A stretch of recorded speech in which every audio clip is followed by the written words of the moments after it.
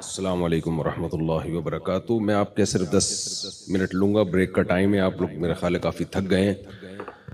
حضرت مفتی انعام صاحب ہمارے ساتھ اس سفر میں موجود ہوں گے۔ کوئی بھی مسئلہ ہو آپ ان سے پوچھتے رہیں، کوئی ایمرجنسی نہیں ہے۔ اچھا، حج کے مسائل جب سنے جاتے ہیں نا تو لوگ کافی پریشان ہوتے ہیں، تو اس میں سب سے پہلے آپ نے گھبرانا نہیں ہے، کیونکہ ہمارے ساتھ ہیں۔ اب جیسے جیسے یہ کرتے ہیں ویسے ویسے کرتے رہیے گا۔ دیکھیے، نبی صلی اللہ علیہ وسلم نے جب زندگی میں آپ صلی اللہ علیہ وسلم نے حج کیا تو اسلام میں وہ پہلا حج تھا جو اسلامی طریقے کے مطابق کیا گیا ہے۔ تو کیسے ہوا؟ کتنے آرام سے، جیسے جیسے نبی صلی اللہ علیہ وسلم نے کیا صحابہ نے بھی ویسے ہی کر لیا۔ تو اس لیے لوگ کچھ، میں چہروں پہ دیکھ رہا ہوں، لوگ کچھ پریشان سے ہو رہے ہیں، کیا کرنا پڑے گا، پتہ نہیں کس مشکل میں پھنس جائیں گے ہم۔ تو مفتی انعام صاحب کے ماشاءاللہ 19واں حج ہوگا آپ کا، 19واں یا 20واں حج ہوگا، وہ بہت ایکسپرٹ ہیں۔ حج کا فلسفہ کیا ہے 5-10 منٹ میں آپ کی خدمت میں پیش کروں گا۔ دیکھیں، اللہ تعالیٰ نے ہمیں پیدا کیا نا، ہم ڈاروین کی تھیوری کے قائل نہیں ہیں کہ ہم بندر سے بنے ہیں۔ اس پہ بہت سارے سوالات ہوتے ہیں۔ سائنس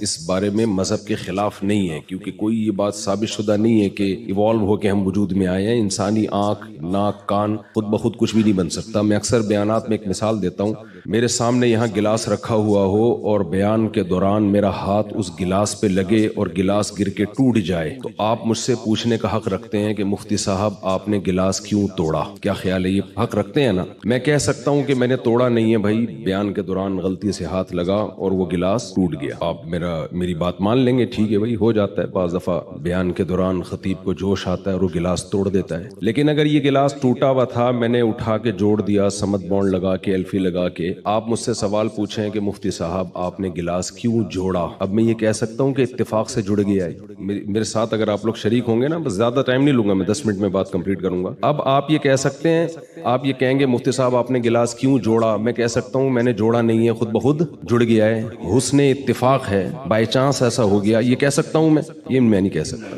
اس سے ایک سادہ سا اصول ہمیں پتہ چلا، چیزیں بائی چانس ٹوٹتی ہیں، جڑتی۔ اب آپ جملہ ہی کمپلیٹ نہیں کر رہے، یہ فل ان دا بلینکس، یہ کیا جا رہی نہیں ہے کہنے میں، کیا کتنا ٹائم لگتا ہے بھائی؟ جڑتی نہیں ہے خود بخود۔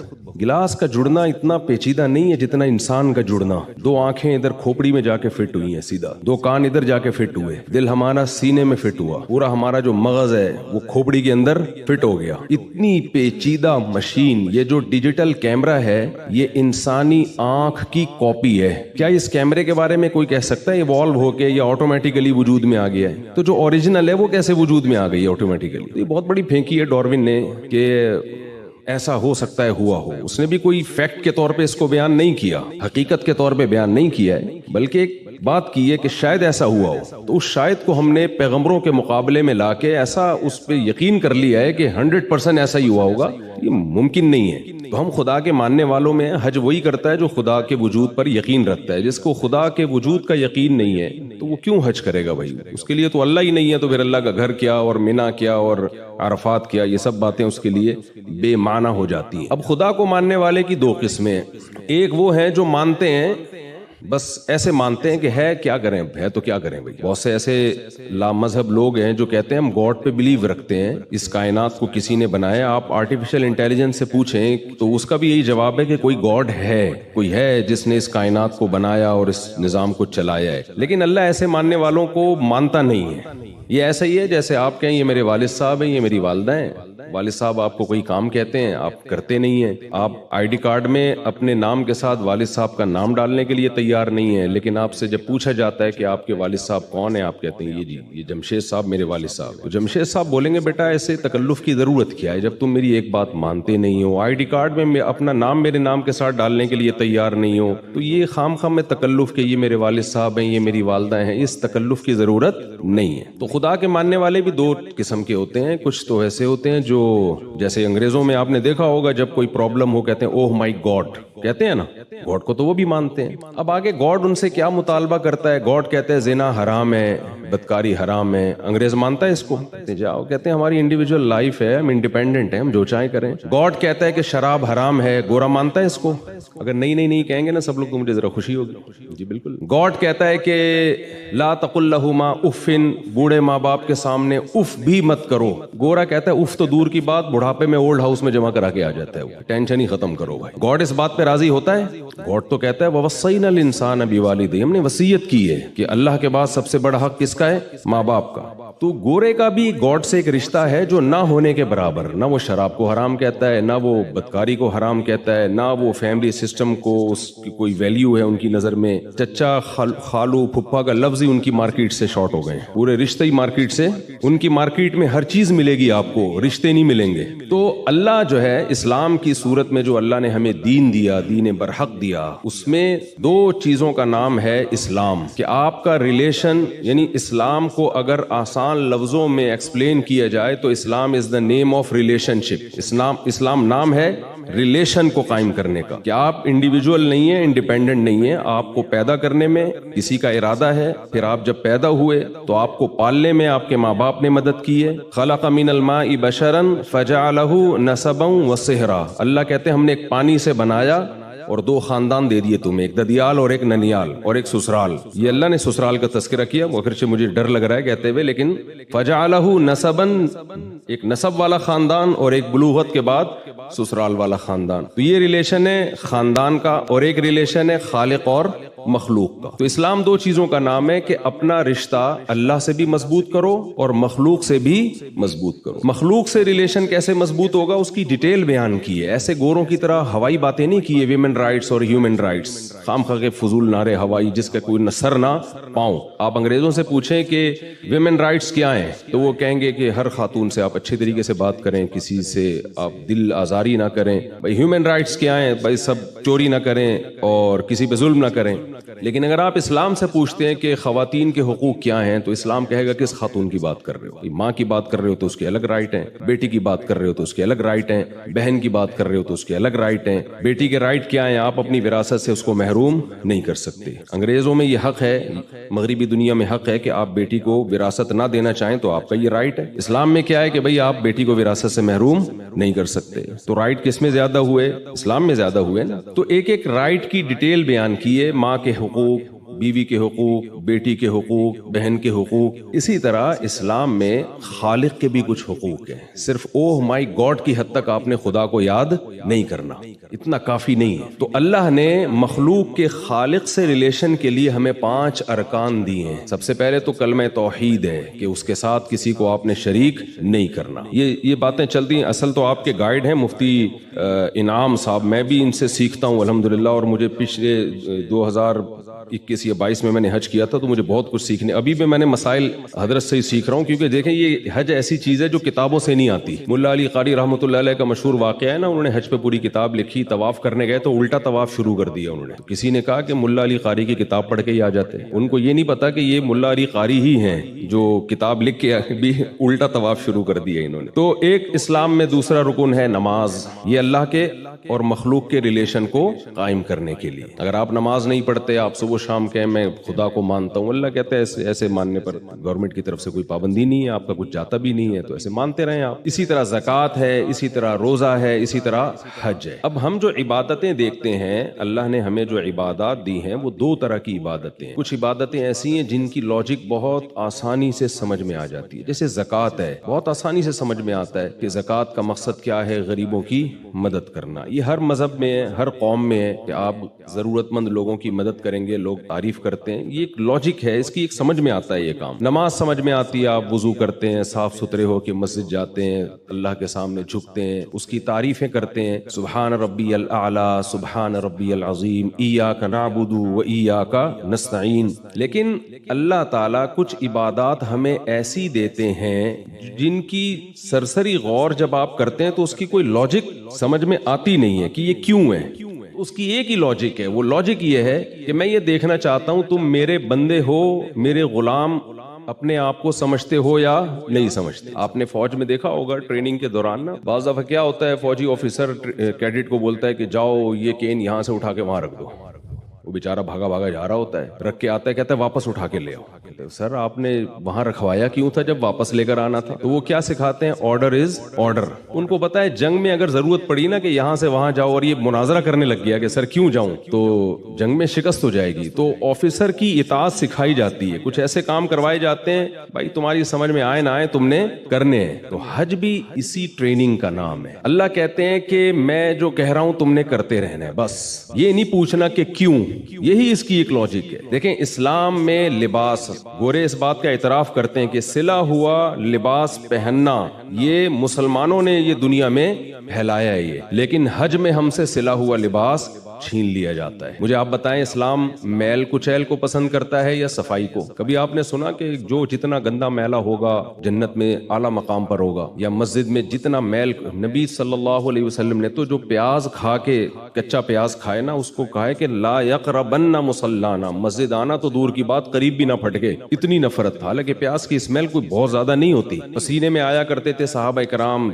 जुमे की नमाज में आपने हुक्म दिया गुस्ल करके आओ, क्राउड होता है तो सब नहा धो के आएंगे। तो इस्लाम में सफाई की अहमियत है, लेकिन हज में नबी ने फरमाया जितना मैला कुचैला परागंदा बाल वाला होगा ऐसा हाजी अल्लाह को महबूब है। रूटीन से हट के कुछ काम करवाए जा रहे हैं हमसे। आमतौर पर सर ढांका जाता है, लेकिन हज में आपको सर ढांपने की इजाजत नहीं है। नबी सल्लल्लाहु अलैहि वसल्लम ने सारी जिंदगी बाल रखे हैं, कहीं भी आपसे सर मुंडवाना साबित नहीं है, लेकिन हज के मौके पे सर मुंडवाया जाता है। अब आप हैरान होते हैं कि हम गए, इतनी हमने स्ट्रगल की, मिना गए और रमी की, और इतने थक हार के हमें इनाम क्या दिया जा रहा है, सर मुंडा के वापस आओ। कभी आपने कोई ऐसा मेहमान देखा, मेजबान देखा जो इकराम के तौर पर आपने उसके लिए इतनी मेहनत की, स्ट्रगल की, और वो आखिर में कहे कि भाई आपने क्या करना है, सर मुंडाना है? तो ये इलॉजिकल काम है। नमाजें हमेशा वक्त पे पड़ी हैं, हज में नमाजों के टाइम को चेंज किया गया कि मगरिब को आपने ईशा के साथ पढ़ना है। फिर सफा मरवा की सई आप देखें, ना उसमें रुकू है ना सजदा है।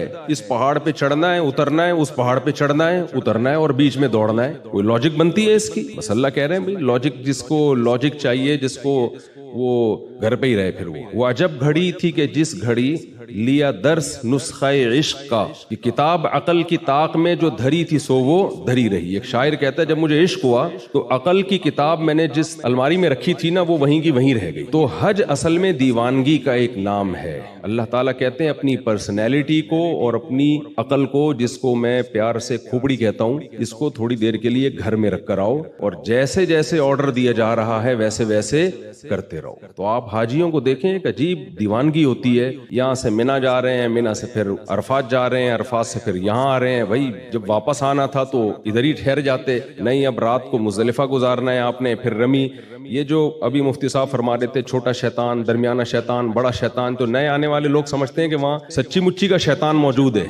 सच्ची मुच्ची के शैतान तो यहाँ जितने पाकिस्तान में इतने सऊदी अरब में नहीं है, तो वहां जाने की जरूरत ही नहीं है। शैतान नहीं है वहां पे, एक अलामत है। यहाँ शैतान ने हजरत इब्राहिम को वरगलाने की कोशिश की थी, वो एक निशानी है, एक इमारत कायम की है। वो इमारत भी सऊदी गवर्नमेंट ने बनाई है ताकि लोगों को पता चले भाई यहाँ कंकरी मारनी है। ना वहाँ शैतान है ना वहाँ किसी को कंकरी लग रही है। ठीक है, शैतान इससे नाराज तो होता है कि इब्राहिम अलैहिस्सलाम की सुन्नत को जिंदा किया जा रहा है, लेकिन आपने वहाँ 7 कंकरियां मारनी है। तो ये सारे काम हमसे करवाए जाते हैं ये बताने के लिए कि तुम खुदा के वजूद पर सिर्फ ऊपर ऊपर से ईमान रखते हो या खुदा को रियल लाइफ में भी गॉड और खुदा अल्लाह जो है वो मौजूद है। तभी नबी सल्लल्लाहु अलैहि वसल्लम ने फरमाया कि हज मबरूर जो है इससे इंसान के ऐसे गुनाह माफ होते हैं जैसे आज पैदा हुआ हो। अगर सही तरह से हज किया जाए, इस फलसफे को सामने रख के किया जाए कि हम अल्लाह के वजूद पर यकीन रखते हैं, और ऐसा यकीन रखते हैं कि अल्लाह, देखें इब्राहिम अलैहिस्सलाम ने जब अपने बेटे को ज़बह करने के लिए लिटाया है,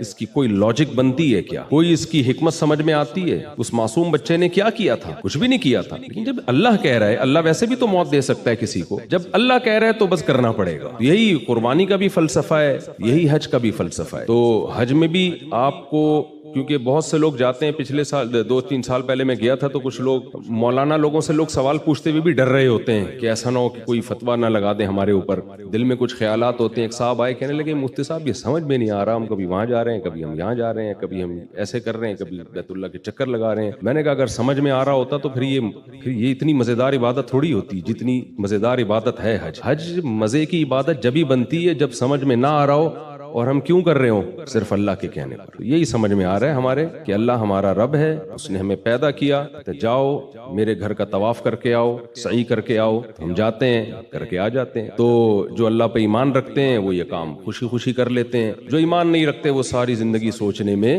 گزار دیتے ہیں. اللہ تعالی ہمیں حج کی برکتیں نصیب فرمائے. یونیورسل بردر والوں کے ساتھ میں نے پہلے بھی حج کیا تھا, اس سال بھی ارادہ ہے. بہت اچھی سروسز دیتے ہیں, لیکن دیکھیں 100% دنیا میں کوئی بھی ٹھیک نہیں ہوتا, تھوڑی بہت اونچ نیچ ہو جاتی ہے. اچھا یہ ٹریول ایجنسیاں ہوتی بڑی ہوشیار ہیں, یہ آپ کو شروع میں مکہ مدینہ کے فضائل بتائیں گے, یہاں چپ رہنا ہے, شور نہیں مچانا, بالکل ایک لفظ نہیں بولنا. انہوں نے ناقص انتظام کیا ہوا ہوتا ہے, ناقص انتظام کیا ہوا ہوتا ہے اور پہلے سے ڈرایا ہوا ہوتا ہے, بالکل چپ, تو انتظام ٹھیک نہیں ہوتا. تو اب آپ نے دیکھا یار یہ تو روٹی صحیح نہیں مل رہی ہے, تو دہی صحیح نہیں مل رہی ہے, تو کھانا صحیح نہیں مل رہا. اب آپ نے اتنے ڈرا دیا گیا ہوتا ہے کہ آپ کہتے ہو بھائی بس چپ ہی رہنا ہے ورنہ حج ضائع نہ ہو جائے. ویسے لوگوں کو میں کہتا ہوں وہاں چپ رہو لیکن ادھر آ کے بول دیا کرو واپس آ کے. لوگ پھر واپس آ کے نہیں بولتے. لیکن ان کا جو میں نے دیکھا جب میں نے حج کیا ان کے ساتھ, تو الحمدللہ بہت اچھی سروسز تھیں. پھر بھی اگر کوئی اشکال ہوتا ہے کسی کو تو آپ کمپلین کر سکتے ہیں. اللہ تعالی ہمارے اس سفر کو آسان کرے اور اسے ہماری زندگی کو تبدیل کرنے کا اللہ تعالی ذریعہ بنائے. دیکھو ایک بیچارے کینسر کے پیشنٹ آئے ابھی مجھ سے نا نماز سے تھوڑی دیر پہلے ملے, شاید آپ لوگوں نے بھی دیکھا ہو کس قدر موت زندگی کی کشمکش میں. ایک جوان آدمی 40 سال عمر ہے ان کی, کس ہڈیوں میں کینسر جا کے کیسا گھل گیا ہے. آپ نے شاید بہت سے لوگوں نے دیکھا ہو بھی. میں کیا تسلی کا جملہ کہتا اس کو, یہی ہے بھائی کہ یہ دنیا اصل ہے ہی نہیں, تمہیں اللہ نے اسی میں جنت کمانے کا موقع دے دیا, صبر کرو. ناکام ہے یہ انسان اگر آخرت نہیں ہے. اگر آخرت نہیں ہے تو جو 40 سال میں کینسر کا پیشنٹ ہے وہ کامیاب ہے یا ناکام ہے؟ ناکام ہے یار. ابھی تو اس کی 40 سال میں انسان اگرچہ جوانی اس کی ڈھلکنا شروع ہوتی ہے, لیکن تجربہ پیسہ 40 سال میں ہی آتا ہے عام طور پہ اکثر لوگوں کے پاس. کسی اچھی پوسٹ پہ پہنچ جاتے ہیں وہ ترقی کرتے کرتے, میچور ہو جاتے ہیں, بہت سارے دنیا کو سمجھ جاتے ہیں کہ یہاں رہنا کیسے. ایک آدمی کی یار یہ عمر شروع ہوئی اور انتہائی خطرناک قسم کا کینسر. انہوں نے بتایا میرا پورا گھر بک گیا, جائیدادیں بک گئیں, سب زیرو پہ آ گیا میں, اور ٹھیک پھر بھی نہیں ہوا. تو بتاؤ تو ناکام ہے کہ نہیں ہے دنیا کے لحاظ سے؟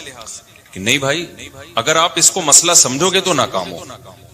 اگر آپ یہ سمجھتے ہو نا کہ ہمارا اصل مسئلہ صحت ہے, جو صحت مند نہیں ہے وہ ناکام ہے, اگر یہ مسئلہ کو مسئلہ سمجھو گے تو پھر کیا ہے, پھر یقیناً ناکام ہے. لیکن بھائی اگر مسئلہ آخرت ہے تو اللہ نے ہمیں بتایا کہ ایوب علیہ السلام تو اس سے زیادہ بیمار تھے. ایوب علیہ السلام ان سے زیادہ بیماری میں, ان کی بہت شدید تکلیف میں زندگی گزری ہے. تو اللہ کسی کو صحت دے کے آزماتا ہے, کسی کو بیمار کر کے آزماتا ہے. خدا کی قسم جب میں کسی بیمار کو دیکھتا ہوں نا تو میں ڈرتا اپنے آپ سے ہوں کہ اللہ نے ہمیں صحت دے دی, اس کی آزمائش کم ہے. اس سے ایک سوال ہوگا کہ تو نے اس بیماری میں ناشکری تو نہیں کی, حرام کی طرف تو نہیں گیا.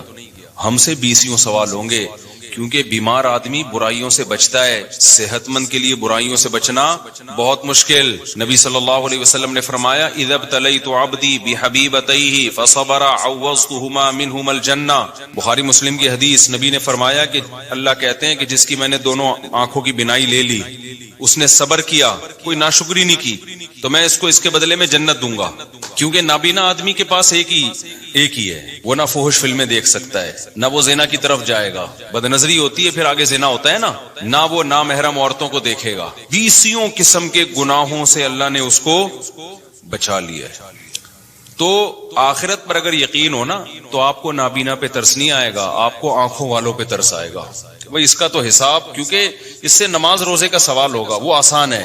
آج جن بے حیائی کے کاموں میں, فحش فلموں میں, اور پتہ نہیں بدنظری اور کس قدر برائیوں میں لوگ پڑے ہوئے ہیں, یہ ساری آنکھ کی نعمت کی ناقدری ہے یا نہیں ہے؟ تو آپ کا نا سوچنے کا اسٹائل چینج ہو جائے گا. اگر آپ آخرت پہ یقین رکھتے ہو, سوچنے کے معیارات ہی بدل جائیں گے. میں نے جس کینسر کے پیشنٹ کو آج دیکھا نا, تو اس لحاظ سے تو ترس آتا ہے انسان پہ کہ بھئی وہ بیچارہ تکلیف میں ہے اور زندگی سے لڑ رہا ہے.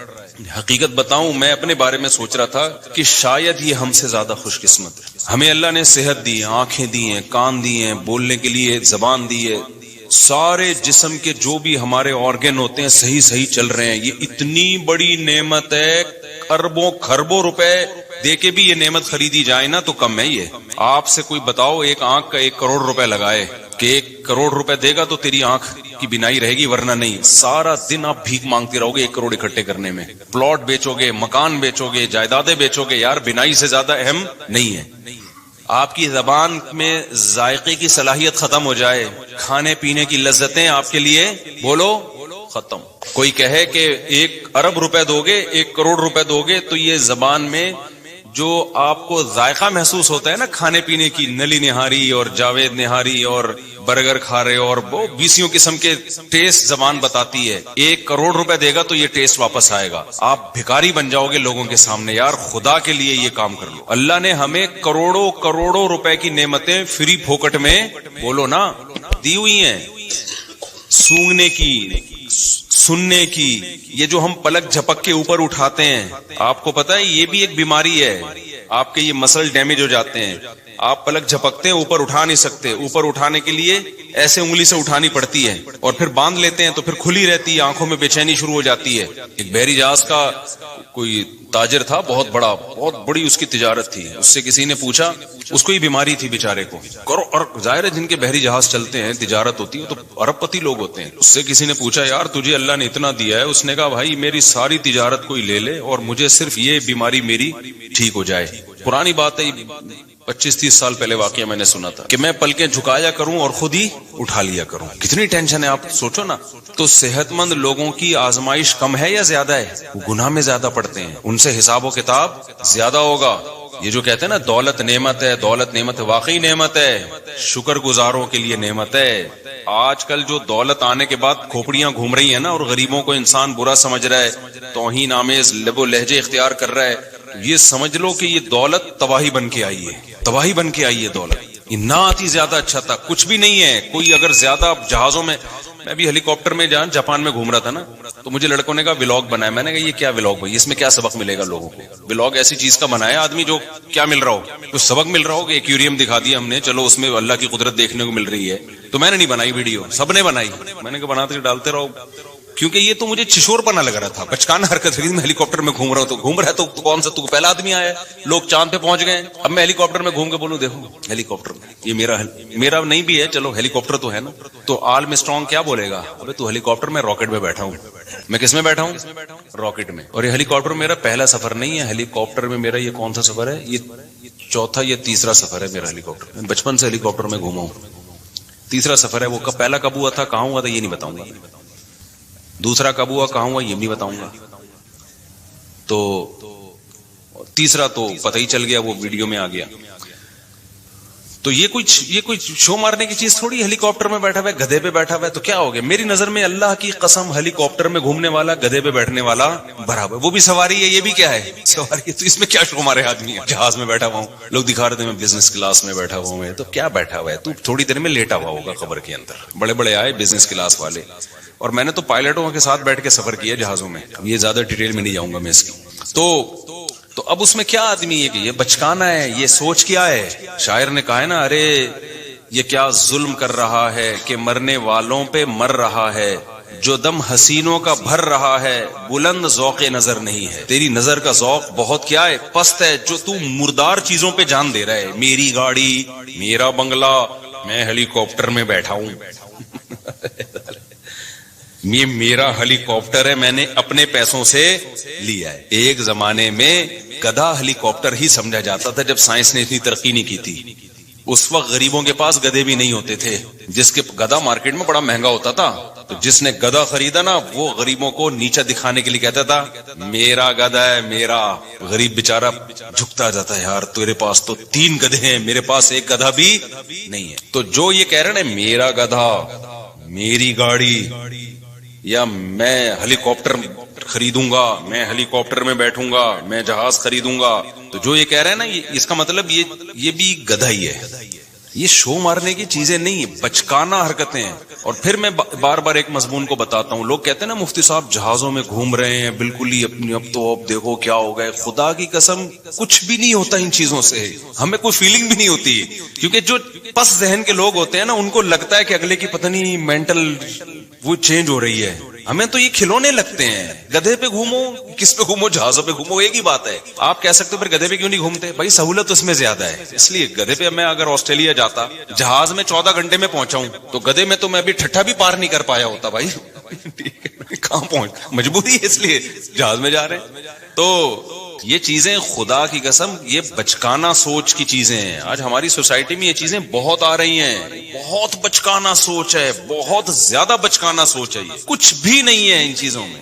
مرے گا، دفن ہوگا، قبر کھائے گی. تو اس لیے بلاگنگ میں وہ چیزیں جس میں کہیں نہ کہیں تھوڑا سا سبق مل رہا ہو، ان چیزوں کو ہائی لائٹ کرنا چاہیے. یہ کہ یہ میں اس لگژری ہوٹل میں ٹھہرا ہوں، 5 اسٹار میں ٹھہرا ہوا ہوں. جس میں پیسہ ہوتا ہے 5 اسٹار میں ٹھہرا جاتا ہے، نہیں ہوتا تو 4 اسٹار میں ٹھہرا جاتا ہے، نہیں ہوتا تو کینٹ اسٹیشن پہ منجی لے کے وہاں 10 روپے کی ملتی ہے، پتہ نہیں کتنے کی ملتی ہے، منجی لے کے وہاں کیا کر لیتا ہے، وہاں سو جاتا ہے. اور آپ کو پتہ ہے پرانے زمانے کے بادشاہوں کا جو لگژری لائف تھی نا، جو اسٹائل تھا ان کا، وہ آج ایک عام ایک تھوڑے سے پیسے والوں کو بھی مل جاتا ہے. وہ تو اس زمانے میں بادشاہ اس اسٹائل پہ شو مارا کرتے تھے. اب وہ بادشاہ زندہ ہو کے آ جائے نا تو غریب کہے گا کہ یہ تیرا اسٹائل ہے. تیرے پاس پنکھا تو پھر بھی نہیں تھا نا، بیٹھ کے ملازمین جھولتے رہتے تھے. ہمارے پاس تو پنکھا، بٹن دباؤ پنکھا. وہ بادشاہ احساس کمتری سے مر جائے یار ایسی عیاشی میں یہ غریب آدمی، اگرچہ وہ کنڈے کا پنکھا ہوگا. تو کہاں سے کہاں بات نکل جاتی ہے. میں کیا بات لے کے ہاں تو وہ میں بتا رہا تھا نا، کینسر کا پیشنٹ تھا، ابھی بیچارہ مل کے گیا ہے. تو ترس جو آنا چاہیے نا، ترس ان لوگوں پہ آنا چاہیے بھائی جو جن کو اللہ نے نعمتیں دی ہیں اور وہ نعمتوں کا حق ادا نہیں کر پا رہے. میں ایسے لوگوں کو دیکھ کے اپنے بارے میں ڈرتا ہوں. میں اللہ سے یہ بولتا ہوں کہ اللہ تو نے ہمیں یہ ساری نعمتیں دی ہیں، ہم تو کیا کر رہے ہیں بھائی؟ جو اللہ کے تقاضے ہیں، جو احکام ہے ہمارے اوپر، کیا ہم یہ دعویٰ کر سکتے ہیں کہ آنکھ کی نعمت کا ہم شکر ادا کر رہے ہیں؟ قل ارأیتم ان اخذ اللہ سمعکم وابصارکم. قرآن نے دھمکیاں بھی دی ہیں کہ اے نبی آپ ان سے کہہ دیجئے اگر اللہ تم سے دیکھنے کی طاقت چھین لے، اندھا کر دے تمہیں، اور اللہ تم سے سننے کی طاقت چھین لے، بہرا کر دے، من الہ غیر اللہ، کون ہے اللہ کے سوا جو یہ نعمتیں لوٹا دے تمہیں دوبارہ. تو یہ اس کی رحمت ہے کہ نہیں چھین رہا، وہ نہیں چھین رہا. تو اس لیے یہ جو ہم بہت زیادہ وہ ہو جاتے ہیں نا، بہت ڈپریشن میں چلے جاتے ہیں پریشانیوں کی وجہ سے، وہ بیمار ہے اور وہ ایسا ہے اور وہ ویسا ہے. ہمارے حضرت مفتی رشید احمد صاحب رحمہ اللہ تعالی، انہوں نے ایسا غربت کو بنا دیا تھا کہ غربت، غریب پہ ہمیں ترس ہی نہیں آتا تھا. صحیح ہے نا، ہمیں غریب پہ ترس ہی نہیں آتا. اس لیے کہ غریب کون ہے بھائی؟ 2 وقت کی روٹی مل رہی ہے کہ نہیں مل رہی ہے؟ کہاں سے غریب ہو گئے؟ 2 وقت کی روٹی مل رہی ہے، سر چھپانے کے لیے بہترین جگہ ہے، جسم کسی بڑی بیماری سے محفوظ ہے، تو بس عیاشی کرو، موج مستی ہے. یہ غریب نہیں ہے، یہ ناشکری ہے. پھر آپ اپنے آپ کو یہ سمجھنا شروع کر دو. یہیں سے میں ایک چھوٹی سی بات بتا کے آگے بیان کو کنٹینیو کرتا ہوں. میرے ایک بیان پہ لوگوں نے اعتراض کیا ہے. میرا ایک تاجروں میں نا بیان ہوا تھا جس میں میں نے تجارت کی بڑی فضیلت بیان کی. اس پہ شارٹ کلپ بھی بنا کے چلا دیں. میرے بیان کو نا غلط رخ پہ لوگ لے کے جا رہے ہیں. میں نے تاجروں کی فضیلت بیان کی کہ اسلام میں آپ کے پاس اگر 2 آپشن ہو، ملازمت یا بزنس، تو آپ نے کس کو ترجیح دینی ہے؟ بزنس. شریعت کا مزاج ہے، اس میں بہت سارے دلائل ہیں. ہمارے نبی نے بزنس کیا، صحابہ میں زیادہ تر تجارت کرتے تھے. قرآن میں تجارت کا جگہ جگہ تذکرہ ہے، حدیث میں ترغیب ہے. یہ حدیث ہے کہ اللہ نے میری امت کے 10 حصوں میں سے 9 حصے روزی تجارت میں. اگرچہ یہ حدیث کی سند تک کلام ہے، لیکن یہ کوئی اتنی کمزور حدیث نہیں ہے کہ اس کو ایک پہلے سے ثابت شدہ فضیلت حدیث کی میں ہے نا تجارت کی، تو اس کی فضیلت میں کے طور پر بیان کرنے میں کوئی حرج نہیں. لیکن اور بہت ساری حدیثیں. تو اس پہ کسی نے کہا کہ بھائی اس سے تو یہ پتا چلا کہ پھر ملازمت بہت بری چیز ہے. تو میں نے کسی بیان میں یہ وضاحت بھی کی ہے. دیکھیں ملازمت کے 2 پہلو ہوتے ہیں. علی الاطلاق ملازم کو برا کہنا تو کسی بھی لحاظ سے ٹھیک نہیں ہے کہ جو ملازمت کر رہا ہے. ملازمت کے 2 پہلو ہوتے ہیں. ایک وہ ملازمت ہوتی ہے جس میں آپ کسی بڑے ویژن کا حصہ ہو، وہ ملازمت شریعت میں اس کی ترغیب ہے.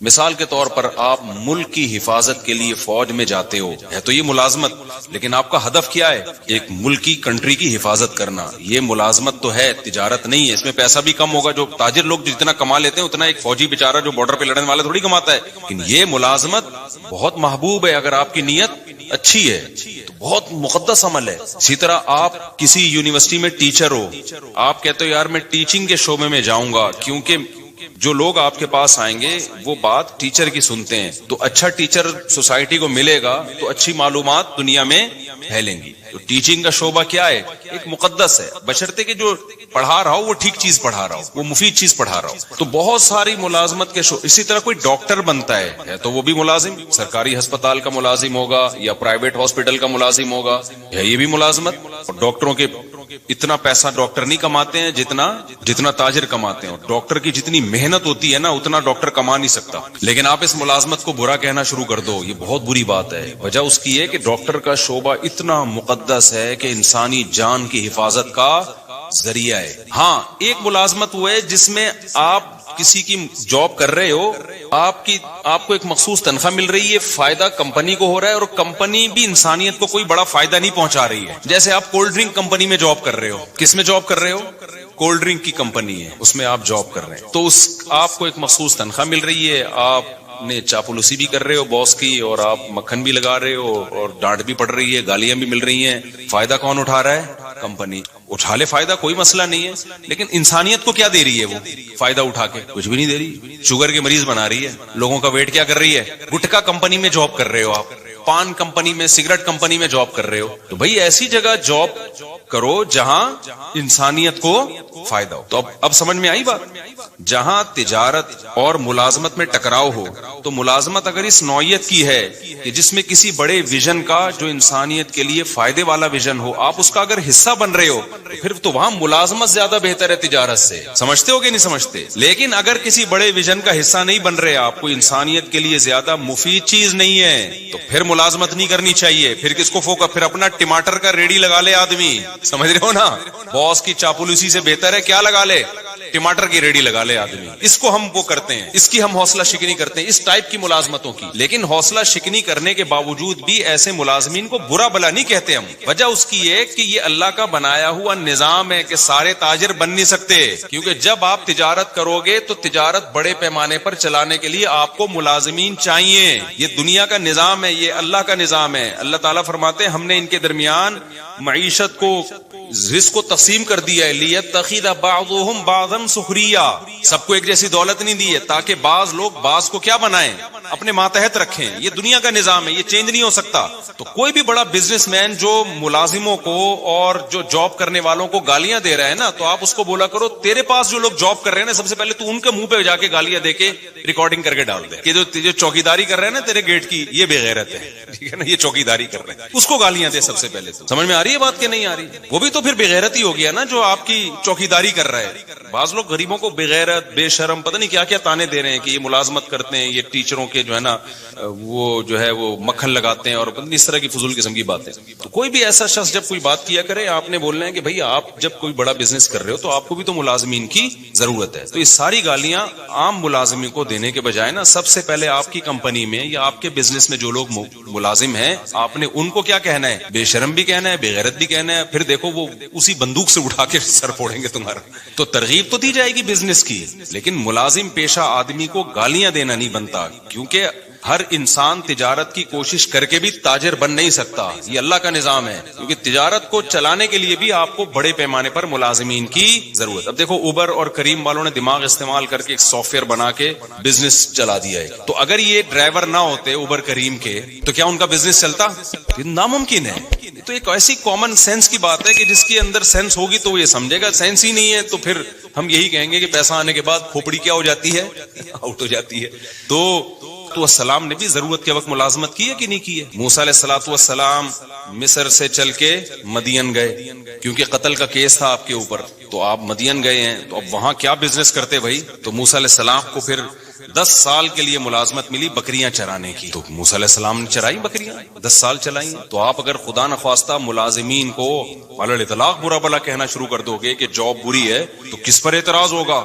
موسیٰ کلیم اللہ, جن کی لاکھوں کروڑوں انسان جن کی خاک کے برابر بھی نہیں ہے, تو اس لیے ہم بھی یہ کہتے ہیں بھائی تجارت کو ملازمت پہ ترجیح دو, کوشش کرو, لیکن اگر نہیں ہو پا رہا ہے, یہ ہر ایک میں نہیں ہو پائے گا, یہ تو جو ہو دنیا کو مسافر خانہ سمجھ کے بولو گزارا چلا, کوئی بات نہیں ہے. ڈیمانڈ جو کروڑ پتی بزنس کرنے والے ہیں وہ بھی لمبے ہو جائیں گے تھوڑے دنوں میں, اور جو بیچارہ کہیں چوکیداری کر رہا ہے وہ بھی خبر میں جا کے کیا ہو جائے گا. اور یہ جو چیزوں پہ فخر کرنا کہ میرا موبائل, میری گھڑی, میں نے وہ ایک بتایا تھا کہ وہ میں پشاور میں بیٹھا تھا تو آئی فون کے نا ایک کوئی انجینئر تھے سافٹ ویئر, تو میں نے اس سے پوچھ رہا تھا آئی فون رکھوں یا اینڈرائڈ رکھوں میں, تو انہوں نے کہا اینڈرائڈ رکھ لیں. خیر یہ ان کی رائے تھی, 100% کسی کا متفق ہونا ضروری نہیں ہے.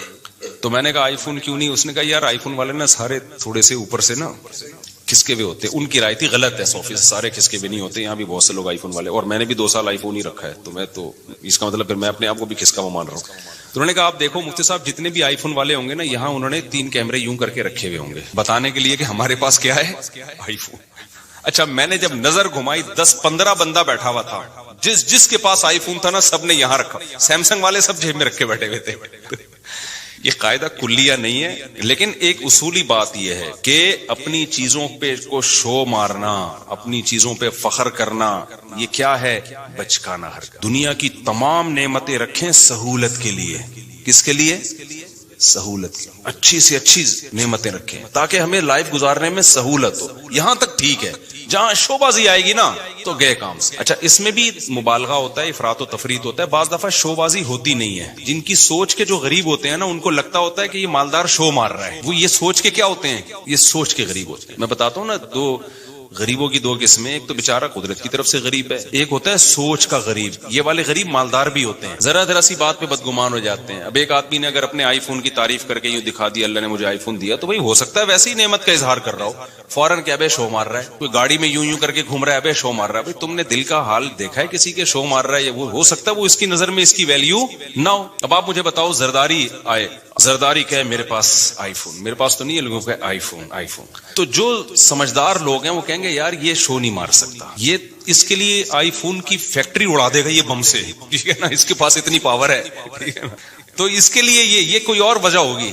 لیکن جو جانتا نہیں ہوگا نا, جو سوچ کا غریب ہوگا, وہ کہے گا یار دیکھو کیا شو مار رہا ہے, 5 سال صدر کیا بن گیا, اب شو مارنا شروع کر دی. تو یہ ہم کہیں گے تیرا دماغ خراب ہو گیا بھائی. اس کے لیے یہ آئی فون اور یہ فراری شراری کوئی 2 ٹکے کی اوقات نہیں ہے. وہ ہو سکتا ہے آئی فون نکال کے شرمندہ ہو رہا ہو کہ ہر صرف ابھی تک وہ نہیں, پوری فیکٹری چاہیے تھی, ہے کیا میرے پاس. تو اسی طرح یاد رکھو جو علماء ہوتے ہیں نا, جن کے دل میں دنیا کی محبت نہیں ہوتی, وہ اگر کہیں جہازوں میں اڑ رہے ہیں, ٹرینوں میں گھوم رہے ہیں, کہیں یہ چیزیں دکھا رہے ہیں, تو ان کی نظر میں یہ شو بازی نہیں ہوتی, یہ 2 ٹکے کی اوقات نہیں ہوتی, کھلونے کھلونے. تو فوراً بدگمان ہو جانا کہ شو مار رہے ہیں, یہ فضول حرکت ہے. ایک بڑے عالم تھے, ان کے گارڈ بہت تھے, سیکیورٹی کے بڑے مسائل تھے. تو جیسے ہی وہ نکلتے گارڈ وہ ٹھک ٹھک ٹھک کر کے نا سارا اپنی پوزیشن سنبھالتے. تو ایک آدمی جو ٹماٹر کا ٹھیلا لگاتا تھا بیچارہ, وہ گیا, کہتا ہے یہ دیکھو کیسے شو بازی والے مفتی ہیں. میں نے کہا کیوں؟ کہتے ہیں یار یہ کیا ہو رہا ہے. تو میں نے کہا بھائی سیکیورٹی کے مسائل ہے تو یہ تو ہوگا. انہوں نے کہا نہیں یہ شو مار رہا ہے. تو یہ کیا ہے کہ سوچ کیا ہے بھائی, ضرورت بھی تو ہو سکتی ہے نا کسی کو گارڈ رکھنے کی. بات سے بات چلتی ہے, میں موضوع کی طرف آتا ہوں کیونکہ آج جو میں نے موضوع شروع کیا بہت امپورٹنٹ ہے. اسی میں ایک بات یہ بھی یاد رکھو, سوچ کا غریب ہونے میں ایک چیز یہ بھی داخل ہے کہ جب بھی دنیا میں کوئی حادثہ ہونا, مالدار کو اور طاقتور کو مورد الزام ٹھہرا دو کہ انہوں نے کیا ہے. ہمیشہ غریب کو فیور دو, چاہے وہ غلطی پر بھی ہو. یہ بھی اسکن کی بات ہوتی ہے جو سوچ کے غریب. ایک مثال دیتا ہوں, آپ بڑی گاڑی لے کے جاؤ, موٹر سائیکل والا آ کے خودکشی کر لینا آپ کے سامنے, لوگوں نے پکڑ کے آپ کو ہی کوٹنا ہے. بائک والے کو کچھ نہیں کہنا کیونکہ وہ بائک کی وجہ سے کیا لگ رہا ہے, غریب. آپ کے پاس چونکہ لینڈ کروزر ہے, آپ مالدار ہو, لوگوں نے ہمیشہ مالدار کو کوٹنا ہے. کیوں؟ یہ دماغ خراب ہو گیا ہے. لوگوں یہ سمجھ بیٹھے ہیں کہ جو مالدار ہے وہ ہمیشہ ظالم ہوتا ہے. سمجھتے ہو کہ نہیں سمجھتے؟ یہ برا ہے کیونکہ اس کے پاس بڑی گاڑی ہے اور بائک والا قابل ترس ہے. او بھائی وہ قابل ترس نہیں ہے اگر وہ غلطی پر ہے. ایک میں آسان مثال اور دیتا ہوں. دیکھو ایک سب میرین گئی تھی نا اندر وہ ٹائٹینک کے پرزے تلاش کرنے کے لیے. اب تک کی رپورٹ کے مطابق نہ پرزے ملے, نہ وہ بیچاروں کے, اللہ جو مسلمان تھے ان کی اللہ مغفرت کرے, تو وہی دھماکے سے ہلاک ہو گئے. انہی دنوں میں کچھ لوگ اللیگل جا رہے تھے یونان. وہ کشتی میں ڈوب کے ہلاک ہو گئے. تو اب پوری دنیا میں نیوز آ رہی تھی, وہ جو کشتی میں ڈوب کے ہلاک ہوئے تھے ان کی نہیں آ رہی تھی, جو ٹائٹینک تلاش کرنے گئے تھے ان کی نیوز بہت. تو میں نے بہت لوگوں کے کمنٹس دیکھے, یار اصل میں وہ ارب پتی تھے نا, ان کو تو اتنا پروٹوکول دیا جا رہا ہے, اور یہ غریب بیچارے لٹے پٹے, ان کو کوئی پوچھنے والا نہیں ہے. یہ بھی کس کی علامت ہے؟ اس کا مطلب آپ سوچ کے کیا ہو, غریب بھائی وہ انلیگل تھے. ہم تو ان کے لیے بھی دعا کرتے ہیں. انلیگل ہونے کا یہ مطلب تو نہیں ہے کہ اگلا مر جائے, اتنا بڑا جرم تو نہیں تھا بیچاروں کا, لیکن چونکہ انلیگل تھے اس لیے ان کو ہائی لائٹ نہیں کیا جا رہا دنیا ان کو, کیونکہ اگر ان کو زیادہ پروٹوکول دیں گے تو پھر لوگ کہیں گے چلو پھر ہم بھی نکلتے ہیں, شاید ہم بھی ڈوب گئے تو شہادت کا اجر ملے گا ہمیں بھی. وہ لیگل گئے تھے نا, پرمیشن کے ساتھ گئے تھے, اس لیے. تو یہ بھی ہمارے ملک میں یہ بیماری زیادہ ہے, جہاں دیکھتے ہیں طاقتور اور کمزور تو ہمیشہ طاقتور کے خلاف ہو جاتے ہیں. یہ نہیں دیکھتے کہ یہاں غلطی کس کی ہے, کمزور کی غلطی ہے یا طاقتور کی غلطی ہے. ڈرائیونگ میں ایسا بہت ہوتا ہے. میں ریوو میں ایک دفعہ اپنی گاڑی میں جا رہا تھا, ایک شخص اتنا غلط آیا نا آگے, بڑی مشکل سے میں نے یعنی بریک لگا کے اس کو بچایا. تو میری وجہ سے نہیں, اس کی وجہ سے نا, اس کے غلط کی وجہ سے کوئی دوسری بائک اس سے ٹکرا گئی. اچھا ہم اپنے خراما جا رہے ہیں, 2-3 انکل نے بائکیں میرے پیچھے بھگائی ہیں, اس کو پکڑو. حالانکہ میری ذرا بھی غلطی نہیں تھی اس میں, تو صرف گاڑی کی وجہ سے اور گارڈ کی وجہ سے, کیونکہ اس کے پاس اس کا پروٹوکول ہوتا ہے, گارڈ ہوتے ہیں, تو لوگ کہتے ہیں بس اس کو پکڑ کے کوٹو. وہ روکنے, میں آرام سے چلا رہا ہوں, تو وہ گاڑی وہ خیر جب قریب آئے تو مجھے پہچان گئے نا. وہ پہلے تو ڈانٹ رہے ہیں نا, پیچھے سنا رہے ہیں تو یہ بھی ایک شو مارنے کا شوق ہے کہ ہم گارڈ وارڈ سے ڈرتے. یہ پتا ہوتا کیوں ہے؟ تو جب وہ قریب آئے تو انہوں نے مجھے پہچان گئے, تو تھوڑا سا ان کا ایٹیٹیوڈ چینج ہو گیا. میں نے کہا انکل میری غلطی کہاں سے ہے اس میں؟ آپ دیکھو میں تو آرام سے جا رہا ہوں. وہ خود ہی اس کو پتہ نہیں کوئی ساس سے پھٹا ہوا تھا, اس کا سسرال سے جھگڑا ہوا تھا, خام خواہ میں آ کے بھیڑ رہا ہوتا ہے نا آگے. تو پھر انہوں نے میری بات سنی, لیکن میں اگر مفتی طارق مسعود نہ ہوتا نا, میں پٹ گیا تھا. نہ لوگوں نے گارڈوں کو دیکھنا تھا, لوگ نہیں دیکھتے, بلکہ گارڈ ہونا تو پھر لوگ سمجھتے ہیں اب ہمیں بہادری کا ثواب ملے گا. لوگ کہیں گے کلاشنکوفوں سے بھی نہیں ڈرا بندہ. یہ لوگوں کی مینٹلٹی ہے. طاقتور کے خلاف بولنے میں نا فیور ملتا ہے آپ کو, لوگ سمجھتے ہیں بہادر ہے. یہی کام حکمرانوں کے خلاف بھی ہوتا ہے, یہی کام آپ کے وہ ادارے جو پاورفل ہے ان کے خلاف بھی ہوتا ہے. بعض دفعہ وہ صحیح ہوتے ہیں لیکن آپ نے ان کے خلاف ہی بولنا ہے. اس سے لوگ کہتے ہیں بہادر آدمی ہے, ڈرتا ورتا کسی سے نہیں. اگر آپ نے کہیں کسی موقع پہ ان کو فیور میں بات کر لی, لوگ کہیں گے کوئی بوٹ پالیشیا کہے گا, کوئی کہے گا وہ پی ٹی آئی کا ہے, کوئی کہے گا JUI کا ہے, کوئی کہے گا مسلم لیگ کا چمچا ہے. تو یہ پورا ہماری قوم کا نا دماغی توازن تھوڑا سا ایسا لگتا ہے کہ کچھ ساری قوم نہیں, آپ لوگوں کے جو بیان سن رہے ہیں ان کے علاوہ کی بات کر رہا ہوں, مسئلہ ہے تھوڑا سا ٹیکنیکل, کیا ہے فالٹ ہے. تو یہ صحیح نہیں ہے. ہمیں اسلام یہ کہتا ہے کہ آپ نے حق پرست کو جو حق پر ہوگا نا اس کو فیور دینا ہے, چاہے وہ غریب ہو چاہے وہ امیر ہو. بعض دفعہ مالدار آدمی ٹھیک ہوتا ہے, غریب گڑبڑ کر رہا ہوتا ہے کمبخت, اور بعض دفعہ جو ہے طاقتور ٹھیک ہوتا ہے. بعض دفعہ آپ کا حاکم صحیح ہوتا ہے, اس کے خلاف لوگ زیادتی کا. وہ جو وزیر اعظم کے خلاف لمس یونیورسٹی میں ہوا نا, کسی نے بدتمیزی کی تھی, میں آپ کو دل سے بات بتاؤں, مجھے وہ بدتمیزی اچھی نہیں لگی. کہ جو جس طرح سے اعتراض کیے گئے نا, ابھی میں زیادہ نہیں ہائی لائٹ کرتا اس کو, وہ اسٹائل مجھے پسند نہیں آیا. کہ آپ کے ملک کا ایک وزیر اعظم جو ہو, ابھی جب تک نہیں ہو تو بھائی ایک سیاسی لیڈر ہے, آپ جو مرضی کرو, لیکن جب ایک آن ڈیوٹی آپ کا ایک وزیر اعظم ہے, بھائی وہ آپ کی جماعت کا ہے یا کوئی اور ہے یا عبوری وزیر اعظم ہے, کوئی بھی ہے, تو پبلک کی یہ ذمہ داری ہے کوئی بھی اعتراض کریں تو عزت اور احترام کے دائرے میں. طنزیہ لب و لہجہ یہ نہیں ہونا چاہیے. تو یہ بدتمیزی, بہت افسوس ہوا کہ یار ہماری یونیورسٹیوں میں یہ بدتمیزی کیوں سکھائی جا رہی ہے. وہ تو وزیر اعظم نے بڑا برداشت کر کے نا بڑے تمیز سے جواب دیا. تو یہ غلط ہے بھائی, آپ رسپیکٹ سکھائیں لوگوں کو اپنے بڑوں کی, چاہے وہ جو بھی ہو. جب آپ کا بڑا ہے تو بڑا ہے نا یار, آپ کو اس کو, نبی صلی اللہ علیہ وسلم کی صحیح حدیث ہے, انزل الناس منازلہم, لوگوں کو ان کے مرتبے کے حساب سے لوگوں کے ساتھ پیش آؤ. حاکم کو سمجھانے کا طریقہ وہ نہیں ہے جو ایک عام آدمی کو سمجھانے کا طریقہ ہے. نبی صلی اللہ علیہ وسلم کے پاس ایک سردار ملنے کے لیے آیا جو بڑا ظالم اور برا آدمی تھا. وہ نبی نے اس کو عزت دی. تو امی عائشہ رضی اللہ تعالیٰ عنہ نے فرمایا یا رسول اللہ یہ تو ٹھیک آدمی نہیں ہے. آپ نے فرمایا انزل الناس منازلہم, ایک اسٹیٹس ہے نا اس کا اپنی قوم میں, ایک مرتبہ ہے, تو اس کے حساب سے اس سے چلنا پڑے گا. ایسا نہیں ہے کہ قوم کا سردار ہے چونکہ 2 نمبر ہے تو اٹھا کے اس کو جو ہے وہ مٹی میں بٹھا دیا. کیونکہ انسان کی نیچر ہے کہ جس مرتبے کا ہوتا ہے نا وہ والا وہ والی ویلیو اگر آپ اس کو نہیں دیتے تو اپنی توہین محسوس کرتا ہے, اور جب وہ اپنی توہین محسوس کرتا ہے تو پھر آپ اس سے خیر کی امیدیں لگانا چھوڑ دیں. جو کام اصلاح کا ہو سکتا ہے وہ بھی نہیں ہوتا. اب دیکھو میں جب جاتا ہوں نا, پتہ ہے یہ نیچرل ہے, یہ جو اسلام کا حکم ہے نا یہ انسان کی فطرت کا حصہ ہے. انسان کا دل بھی یہ چاہتا ہے کہ جو ریسپیکٹیبل ہے اس کو عزت دی جائے. اب دیکھو میں بعض دفعہ جا رہا ہوتا ہوں, یہ جو ہمارے گرین چینل والے لوگ ہیں کتنا ہم سے نظریاتی اختلاف کرتے ہیں, لیکن میں کہیں جا رہا ہوتا ہوں نا بعض دفعہ ہری پگڑی والے آتے ہیں بڑی عزت سے سیلفی یہ وہ چل رہا ہوتا ہے. میں حیران ہوتا ہوں بھائی یار تو بڑے بڑے خلاف ہیں لیکن یہ بڑی عزت دے رہے ہیں. وجہ کیا ہے کہ اگلے کو یہ احساس ہوتا ہے کہ یار چلو ہمارا نظریاتی اختلاف ہے لیکن ایک سیلیبریٹی تو ہے نا, اب اسی توہین کرنا یہ نیچر کہتی ہے کہ یار یہ غلط ہے. سمجھ میں آ رہی ہے بات کی, ایک سیلیبریٹی تو ہے نا, تو جب ایک ہے تو ٹھیک ہے سیلفیاں نہ لو لیکن بے عزتی بھی نہ کرو, توہین نہ کرو کسی. ہمارے سامنے اگر کوئی ایسا شخص آ جائے جس سے ہمیں 100 دفعہ اختلاف ہو لیکن ایک مشہور ہو جس کی سوسائٹی میں ایک عزت ہو, تو آپ کا کیا خیال, ہم ٹھڈے مار کے بھگائیں گے, ہم یہ کہیں گے جاؤ یہاں سے. تو یہی ہوتا ہے بھائی, ایک جو صحیح ہے غلط ہے وہ ایک الگ بحث ہے, لیکن سوسائٹی میں ایک عزت ہے, تو اگر آپ نے اس سے تمیز سے بات نہیں کی تو وہ اپنی زیادہ بے عزتی محسوس کرتا ہے. تو یہ نبی صلی اللہ علیہ وسلم کی حدیث ہے, انزل الناس منازلہم. یہاں ایک اور اشکال کا بات سے بات نکلتی ہے. اب کیا ہوتا ہے, امریکہ کا صدر آتا ہے نا پاکستان, تو ہمارے وزیر اعظم مل رہا, اب تو نہیں آتا وہ, ان کو پتہ یہاں آئے تو یہاں یہ لوگ خود بیچارے اپنی حفاظت نہیں کر پائے, ہمارا پتہ نہیں کیا ہوگا, تیرا کیا ہوگا کالیا.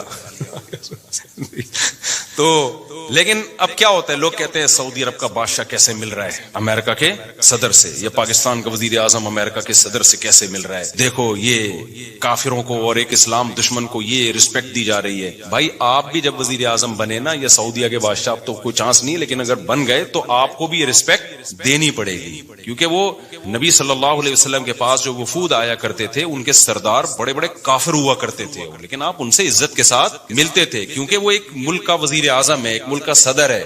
تو اس میں جو سوچ کے غریب ہوتے ہیں نا, وہ کہتے ہیں دیکھو ان کے کیسے تعلقات ہیں, ایسے ہینڈ شیک کر رہے ہیں.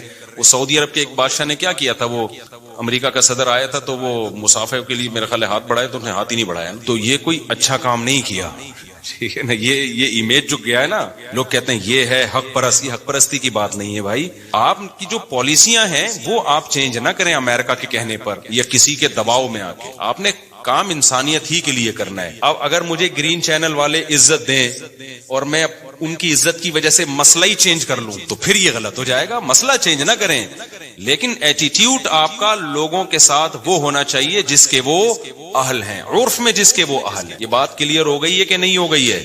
تو یہ غلط ہے کہ یہ جو ہم نے معیار بنا لیا ہے نا کہ بس ہمیشہ بعض لوگ ادھر ایسا کر رہے ہوتے ہیں کہ اس کو ذلیل کر رہے ہوتے ہیں, یہ مالداروں کو ہی ہمیشہ الزام ٹھہلا رہے ہوتے ہیں, جو طاقتور ہوتے ہیں ہمیشہ اسی کو برا بلا کہہ رہے ہوتے ہیں, اور ہمیشہ غریب کو فیور دے رہے ہوتے ہیں. بالکل غلط ہے.